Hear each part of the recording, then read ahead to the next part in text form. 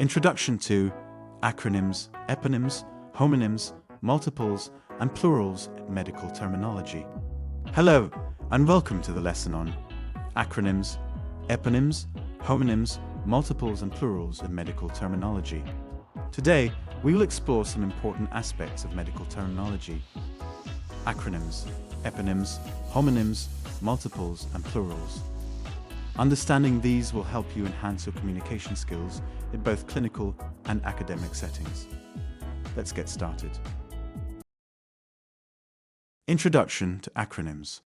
Acronyms are abbreviations formed from other words' initial letters and pronounced as words. For example, CABG stands for coronary artery bypass graft, and MRI stands for magnetic resonance imaging. Acronyms save time and are widely used in medical charts, reports, and discussions. However, always ensure the context is clear to avoid confusion. Let's review some examples. MRI is short for magnetic resonance imaging. CABG is short for coronary artery bypass graft. CPR is short for cardiopulmonary resuscitation.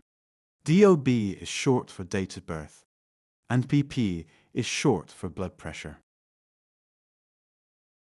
Introduction to eponyms.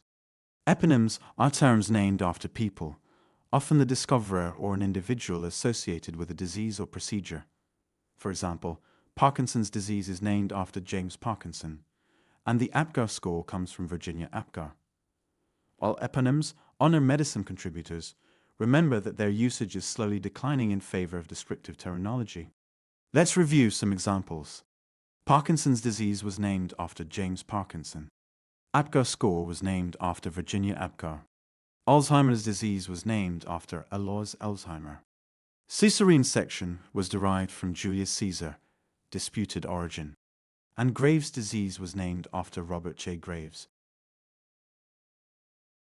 Introduction to homonyms. Homonyms are words that sound alike but have different meanings. For instance, ileum refers to part of the small intestine, while ilium is part of the hip bone.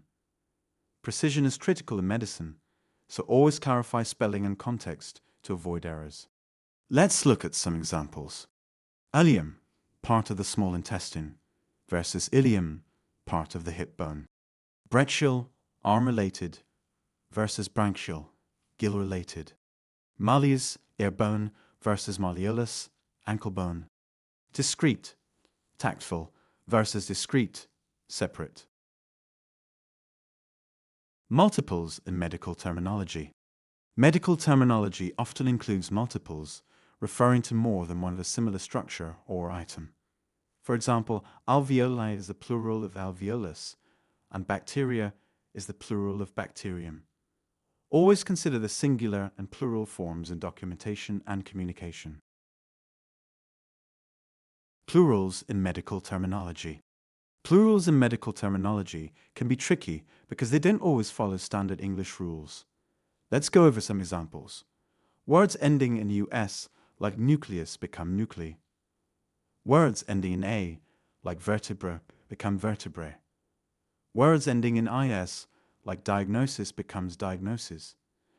Knowing these rules ensures accurate charting and reporting.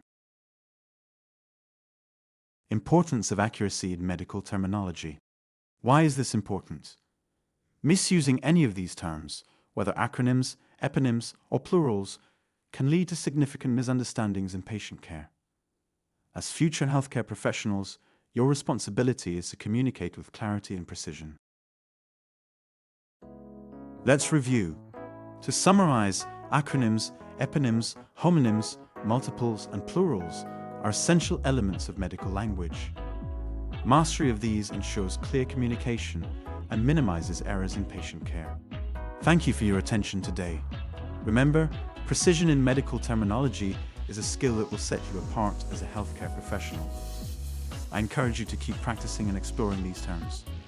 Please like, comment, and subscribe for more clinical content. See you in the next lesson.